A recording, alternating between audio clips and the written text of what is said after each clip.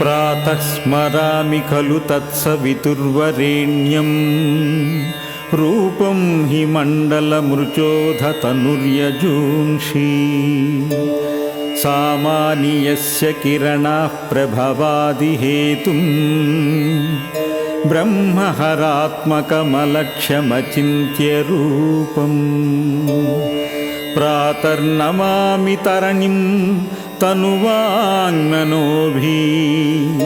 ब्रह्मेन्द्रपूर्वक सुरैर्नुतमर्चितं च सृष्टिप्रमोचनविनिग्रहहेतुभूतं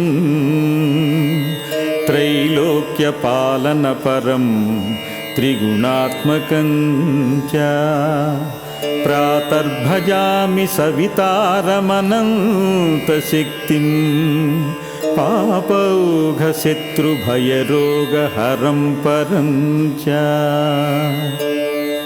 तं सर्वलोककलनात्मककालमूर्तिं गोकण्ठबन्धनविमोचनमादिदेवं श्लोकत्रयमिदं भानो प्रातःकाले पठेत्तु यः स सर्वव्याधिनिर्मुक्त परं सुखमवाप्नुयात् परं सुखमवाप्नुयात्। ॐ ह्रीं सूर्याय नमः।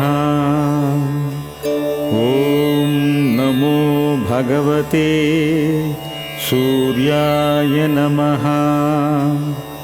ॐ ह्रीं घृणिसूर्याय नमः। ॐ ह्रीं घृणिसूर्य आदित्यं श्रीः।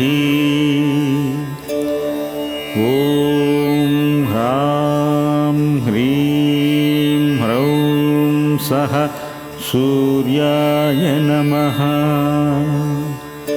ॐ घृणिसूर्य आदित्यो नमः। ॐ घृणिसूर्याय नमः। ॐ ह्रां ह्रीं सः सूर्याय नमः। ॐ हं खं खं खोल्काय नमः। ॐ ह्रीं तिग्मरस्मये आरोग्यदाय स्वाहा। भास्कराय जगद्धर्त्रे रवये सर्वसाक्षिणे त्वचामीकराभाय त्रिलोकीचक्षुपे नमः। जपाकुसुमसङ्काशं काश्यपेयं महाद्युतिं तमोरिं सर्वपापघ्नं प्रणतोऽस्मि दिवाकरम्। जय सूर्याय देवाय तमोहन्त्रे विवस्वते जयप्रदाय सूर्याय भास्कराय नमोऽस्तु ते। ग्रहोत्तमाय देवाय जय कल्याणकारिणे जय पद्मविकासाय बुधरूपाय ते नमः। जय दीप्तिविधानाय जय शान्तिविधायिने तमोघ्नाय जयायैव अजिताय नमो नमः। जयार्क जय दीप्तीशा सहस्रकिरणोज्ज्वला जय निर्मितलोकस्त्वमं जितया नमो नमः।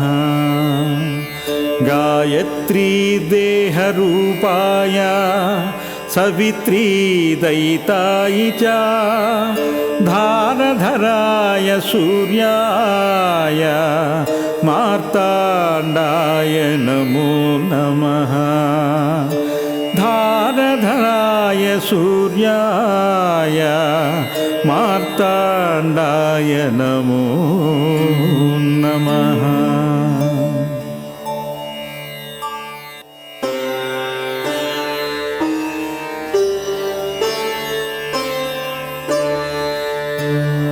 प्रातः स्मरामि खलु तत्सवितुर्वरेण्यं रूपं हि मण्डलमृचोधतनुर्यजूंषि सामान्यस्य किरणाः प्रभवादिहेतुं ब्रह्महरात्मकमलक्ष्यमचिन्त्य रूपम् प्रातर्नमामि तरणिं तनुवाङ्मनोभिः ब्रह्मेन्द्रपूर्वक सुरैर्नुतमर्चितं च सृष्टिप्रमोचनविनिग्रहहेतुभूतं त्रैलोक्यपालनपरं त्रिगुणात्मकं च प्रातर्भजामि सवितारमनन्तशक्तिं पापौघशत्रुभयरोगहरं परं च तं सर्वलोककलनात्मककालमूर्तिं गोकण्ठबन्धनविमोचनमादिदेवं श्लोकत्रयमिदं भानो प्रातःकाले पठेत्तु यः स सर्वव्याधिनिर्मुक्त परं सुखमवाप्नुयात् परं सुखमवाप्नुयात् ॐ ह्रीं सूर्याय नमः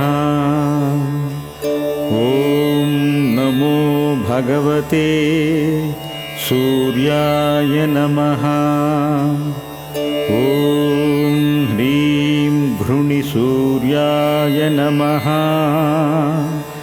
ॐ ह्रीं घृणिसूर्य आदित्यं श्रीः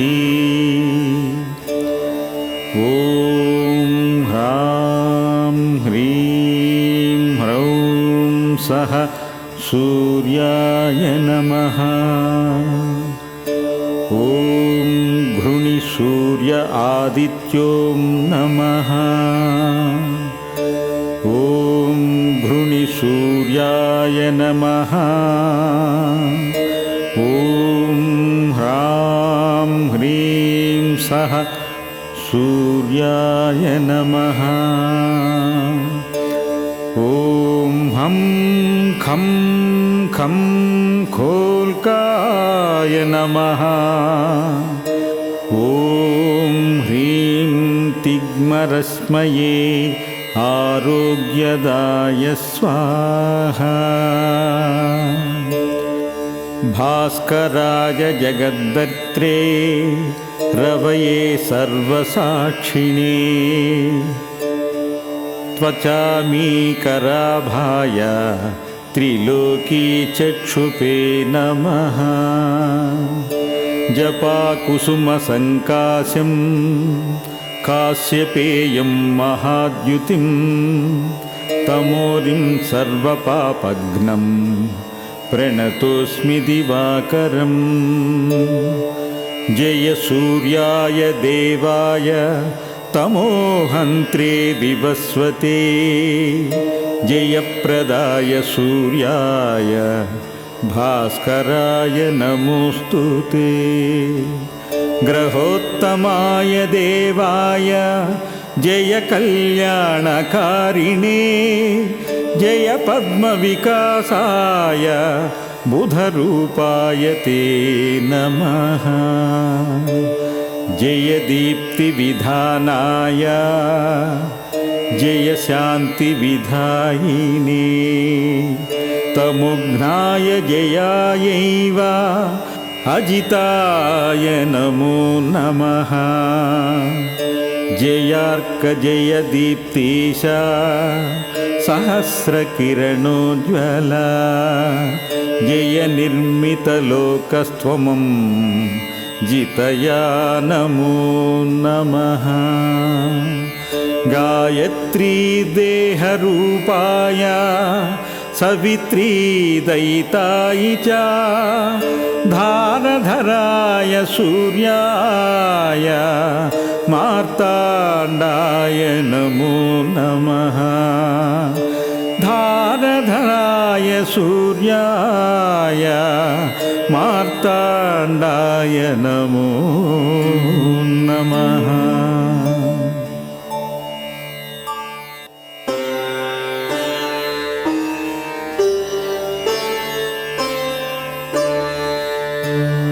प्रातः स्मरामि खलु तत्सवितुर्वरेण्यं रूपं हि मण्डलमृचोधतनुर्यजूंषि सामान्यस्य किरणाः प्रभवादिहेतुं ब्रह्महरात्मकमलक्ष्यमचिन्त्यरूपम् प्रातर्नमामि तरणिं तनुवाङ्मनोभिः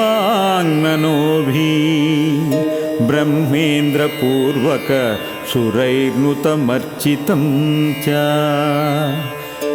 सृष्टिप्रमोचनविनिग्रहहेतुभूतं त्रैलोक्यपालनपरं त्रिगुणात्मकं च प्रातर्भजामि सवितारमनन्तशक्तिं पापौघशत्रुभयरोगहरं परं च तं सर्वलोककलनात्मककालमूर्तिं गोकण्ठबन्धनविमोचनमादिदेवं श्लोकत्रयमिदं भानो प्रातःकाले पठेत्तु यः स सर्वव्याधिनिर्मुक्त परं सुखमवाप्नुयात् परं सुखमवाप्नुयात्। ॐ ह्रीं सूर्याय नमः। ॐ नमो भगवते सूर्याय नमः। ॐ ह्रीं घृणिसूर्याय नमः। ॐ ह्रीं घृणिसूर्य आदित्यं श्रीः। ॐ ह्रां ह्रीं ह्रौं सः सूर्याय नमः। ॐ घृणिसूर्य आदित्यो नमः। ॐ घृणिसूर्याय नमः। ॐ ह्रां ह्रीं सः सूर्याय नमः। ॐ हं खं खं खोल्काय नमः। ॐ ह्रीं तिग्मरश्मये आरोग्यदाय स्वाहा। भास्कराय जगद्धर्त्रे रवये सर्वसाक्षिणे त्वचामीकराभाय त्रिलोकीचक्षुपे नमः। जपाकुसुमसङ्काशं काश्यपेयं महाद्युतिं तमोरिं सर्वपापघ्नं प्रणतोऽस्मि दिवाकरम्। जय सूर्याय देवाय तमोहन्त्रे विवस्वते जयप्रदाय सूर्याय भास्कराय नमोऽस्तु ते। ग्रहोत्तमाय देवाय जय कल्याणकारिणे जय पद्मविकासाय बुधरूपाय ते नमः। जय दीप्तिविधानाय जय शान्तिविधायिने तमुघ्नाय जयायैव अजिताय नमो नमः। जयार्क जय दीप्तीश सहस्रकिरणोज्ज्वला जय निर्मितलोकस्त्वमं जितया नमो नमः। गायत्री देहरूपाय सवित्री दयिताय च धारधराय सूर्याय मार्ताण्डाय नमो नमः। धारधराय सूर्याय मार्ताण्डाय नमो नमः।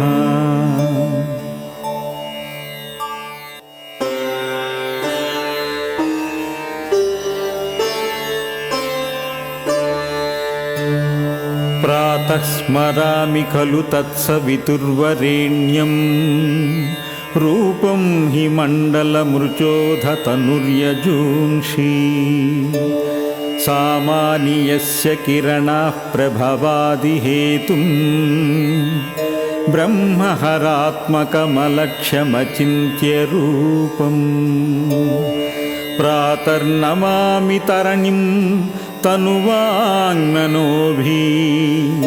ब्रह्मेन्द्रपूर्वक सुरैर्नुतमर्चितं च सृष्टिप्रमोचनविनिग्रहहेतुभूतं त्रैलोक्यपालनपरं त्रिगुणात्मकं च प्रातर्भजामि सवितारमनन्तशक्तिं पापौघशत्रुभयरोगहरं परं च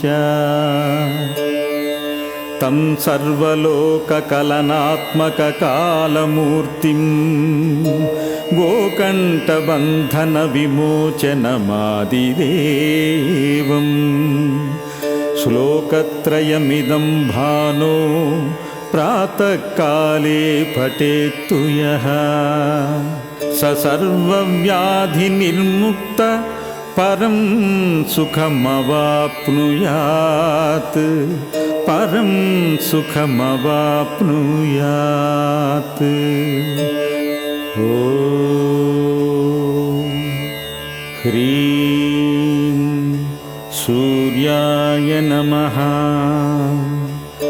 ॐ नमो भगवते सूर्याय नमः। ॐ ह्रीं भृणिसूर्याय नमः। ॐ ह्रीं भृणिसूर्य आदित्यं श्रीः। ॐ ह्रां ह्रीं ह्रौं सः सूर्याय नमः। ॐ घृणिसूर्य आदित्यों नमः। ॐ घृणिसूर्याय नमः। ॐ ह्रां ह्रीं सः सूर्याय नमः। ॐ हं खं खं खोल्काय नमः।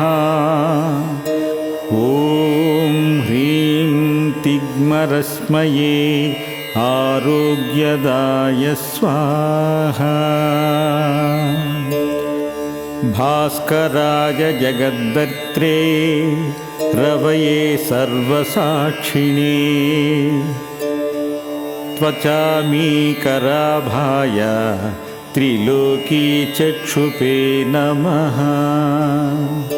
जपाकुसुमसङ्काशं काश्यपेयं महाद्युतिं तमोरिं सर्वपापघ्नं प्रणतोऽस्मि दिवाकरम् जय सूर्याय देवाय तमोहन्त्रे विवस्वते जयप्रदाय सूर्याय भास्कराय नमोऽस्तु ते ग्रहोत्तमाय देवाय जय कल्याणकारिणे जय पद्मविकासाय बुधरूपाय ते नमः जय दीप्तिविधानाय जय शान्तिविधायिने तमुघ्नाय जयायैव अजिताय नमो नमः जयार्क जय दीप्तीश सहस्रकिरणोज्ज्वला जय निर्मितलोकस्त्वमं जितया नमो नमः गायत्री देहरूपाय सवित्री दयितायि च धारधराय सूर्याय मार्ताण्डाय नमो नमः धारधराय सूर्याय मार्ताण्डाय नमो नमः।